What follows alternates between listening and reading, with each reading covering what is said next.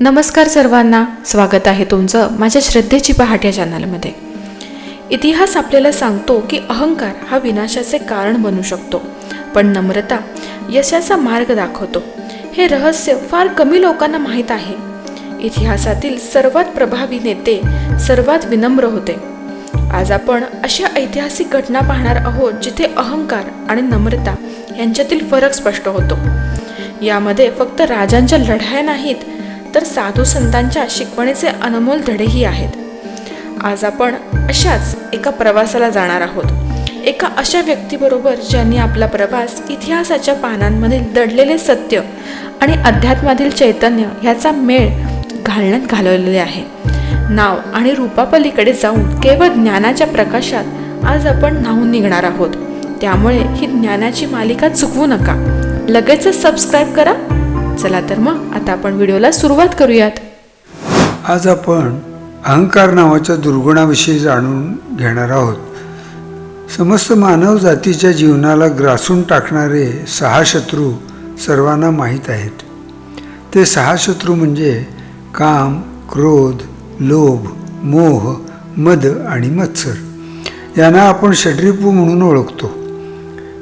मनुष्याच्या जीवनाचा जसा शारीरिक विकास होत जातो, जसे की बाल्यावस्था, पुढे तारुण्यावस्था इत्यादी, तसतसा षड्रिपूंचा प्रभाव वाढत जातो. या प्रभावामुळे त्याच्यातील दैवी गुण हळूहळू लुप्त होऊ लागतात. परमेश्वराचा अंश असूनही मनुष्य षड्रिपूंच्या अधीन होऊन आयुष्याची वाटचाल करतो. षड्रिपू मनुष्याला आत्मज्ञानाच्या प्राप्तीपासून वंचित करतात. या षड्रिपूशिवाय मनुष्याचा आणखी एक बलवान शत्रू म्हणजे त्याला होणारा अहंकार. हा अहंकार अनेक प्रकारचा असू शकतो. अर्थात कोणाला विद्वत्तेचा, कोणाला श्रीमंतीचा, कोणाला सुंदर रूपाचा, तर कोणाला शक्तीचा अहंकार. असा अहंकारी मनुष्य त्याच्या मनाची दारे बंद करून घेतो. मनुष्याची प्रगती होते तसतसा अहंकाराचा दर्प त्याच्या अंतर्मनाला लागण्याची दाट शक्यता असते. या अहंकाराला तिलांजली देण्यासाठी प्रत्येकाला एक का होईना कल्याण मित्र किंवा गुरु असावा लागतो. माणसातील नम्रता व करुणाच त्याला मोठे करीत असते. म्हणून अहंकार नष्ट करून मानवतेचा स्वीकार करणे ही पण साधनाच आहे. या विषयात काही थोर पुरुषांच्या जीवनातील घटना बोलक्या आहेत, त्या आता सांगतो.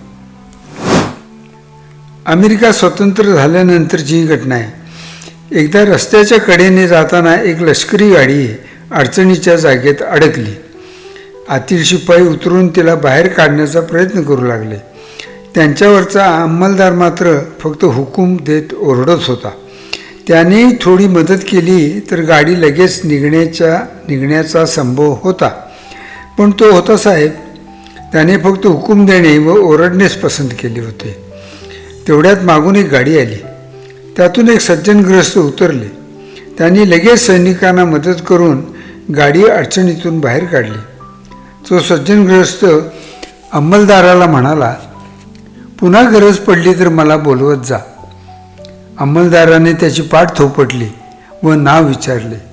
त्या गृहस्थाने आपले व्हिजिटिंग कार्ड अंमलदाराला दिले. त्याने ते वाचले व त्याला दरदरून घाम फुटला. कारण तो गृहस्थ अमेरिकेचा अध्यक्ष जॉर्ज वॉशिंग्टन होता. अहंकार बाजूला ठेवून सत्कृत्यासाठी पुढे यावे हे त्यांनी दाखवून दिले. आता दुसऱ्या घटनेकडे वळू. एके समयी छत्रपती शिवाजी महाराजांना स्वतः रयतेचे पोशिंदे असण्याचा अहंकार निर्माण झाला. एकदा महाराज रामदास स्वामींना भेटण्यासाठी सज्जनगडावर गेले. राजाबरोबरील संवादातून स्वामींनी राजांना झालेला अहंकार ओळखला. स्वामींनी त्यांचा अहंकार दूर करण्याचे ठरवले. राजांना घेऊन स्वामी सज्जनगडावर फेरफटका मारण्यासाठी गेले. एके ठिकाणी स्वामी थांबले व त्यांनी बरोबर असलेल्या शिष्याला तेथील एक मोठा दगड बाजूला करण्यास सांगितले. तसे करताच त्याखालून एक बेडूक उडी मारून बाहेर आला. स्वामीने राजांना विचारले, या बेडकाचे पोशिंदे तुम्हीच आहात काय? राजांचा अहंकार दूर झाला. आता तिसऱ्या घटनेचा विचार करू. सिकंदर राजाला जगज्जेता असल्याचा अहंकार झाला होता, पण भारतावरील स्वारीत राजा दाहिरच्या बरोबरील युद्धात त्याचा प्रतिकार पाहून परतीच्या मार्गावर असताना त्याचा जगज्जेतेपणाचा अहंकार गळून पडला. त्याने त्याच्या मृत्यूपत्रात लिहून ठेवले, माझ्या हाताचे तळवे आकाशाकडे पसरवून माझी अंत्ययात्रा काढा. त्याला सांगायचे होते की रिकाम्या हाताने आला आणि रिकाम्या हाताने गेला. आता महान संत दत्तभक्त श्री दासोपंतांच्या आयुष्यातील घटना सांगतो. दासोपंतांनी भगवान दत्तात्रेयांना मोठी उपासना करून प्रसन्न करून घेतले होते. स्वाभाविकपणे भगवान त्यांचे घरी अध्यात्मावरील वादविवाद करण्यासाठी त्यांचे बरोबर बैठकीवर बसत असत. त्यामुळे या गोष्टीचा अहंकार दासोपंतांना झाला. गुरु दत्तात्रेयांनी ही गोष्ट अंतर्ज्ञानाने जाणली. त्यांचा अहंकार दूर करण्यासाठी त्यांनी एक लीला केली. एकनाथांना घरी बोलावून आपण तिघी मिळून तत्वचर्चा करावी अशी इच्छा त्यांनी दर्शविली. तत्काळ दासोपंतांनी एकनाथांना घरी येण्याचे निमंत्रण पाठवले. त्याचा स्वीकार करून ताबडतोब निघून एकनाथ दासोपंतांच्या वाड्याच्या दारात पोहोचले. भगवान दासोपंतांच्या बरोबर बैठकीवर बसलेले पाहिले. पंतांना हेच हवे होते. त्यांच्यापेक्षा आपण श्रेष्ठ आहोत हे दाखवायचे होते. 4 दिवसांचा पाहुणचार घेऊन नाथ घरी परतले. रीतीप्रमाणे त्यांनी पण पंतांना पैठणला घरी येण्याचे निमंत्रण दिले. सवड काढून पंत नाथांच्या घराच्या वाड्याच्या दारात पोचले. पाहतात तो भगवान दत्तात्रेय नाथांच्या वाड्याच्या देवडीवर पहारेकरी म्हणून उभे होते. पंत मनातून खजील झाले. त्यांचा अहंकार गळून पडला. आता अर्जुन व हनुमंत अशा परमभक्तांना सुद्धा अहंकाराची बाधा झाली. अर्जुनाला आपण अद्वितीय धनुर्धर असण्याची, तर हनुमंतांना त्यांच्या बळाचा अहंकार झाला. श्रीकृष्णाने दोघांचा अहंकार मोडण्याचे ठरवले. त्यांनी दोघांना एका नदीकाठी नेले. त्यावर बाणांचा पूल उभारण्यास सांगितले व हनुमंतांना त्यांच्या बाळाने मोडण्यास सांगितले. हनुमंतांनी पुलावर उडी मारली, पण पूल मोडला नाही, कारण भगवंतांनी त्याखाली त्यांचे सुदर्शन चक्र ठेवले. अशा प्रकारे हनुमंतांचा बळाचा अहंकार दूर केला. अर्जुनाचा अहंकार दूर करण्यासाठी त्यांनी परत एकदा बाणाचा पूल उभारण्यास सांगितले. तसे केल्यावर हनुमंतांना परत एकदा पुलावर उडी मारण्यास सांगितले. यावेळी मात्र पूल मोडला, कारण भगवंतांनी त्याला सुदर्शन चक्राचा आधार दिला नाही. आता अर्जुनाचा श्रेष्ठ धनुर्धर असण्याचा अहंकार नष्ट झाला.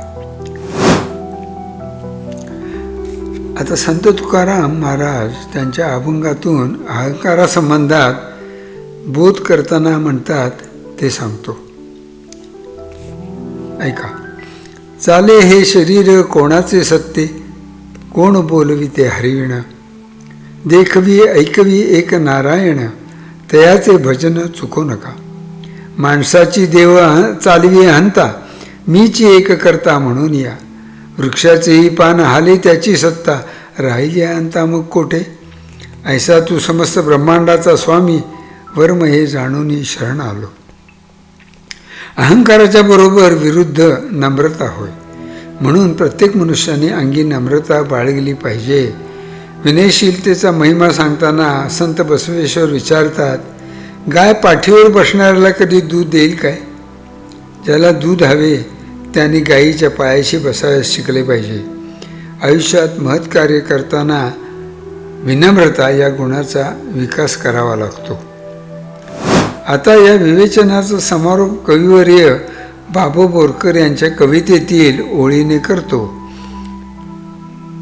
ती ओळ अशी, जीवन त्यांना कळले हो, पक्व फळापरी मी पण ज्यांचे सहजपणाने गळले हो. जीवन त्यांना कळले हो.